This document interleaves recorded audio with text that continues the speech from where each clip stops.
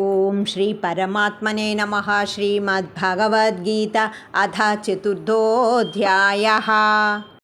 శ్రీభగవానువాచ ఇమౌ వివస్వతే యోగం ప్రోక్తవానహమవ్యయం వివస్వాన్మనవే ప్రాహ మనురిక్ష్వాకవే బ్రవీత్.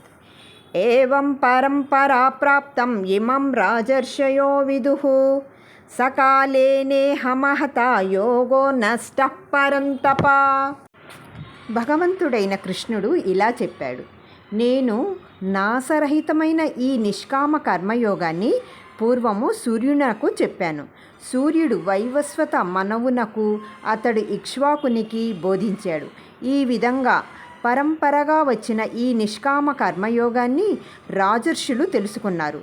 చాలా కాలము గడిచినందువల్ల ఈ యోగం ఇప్పుడు లోకములో అదృశ్యమైనది.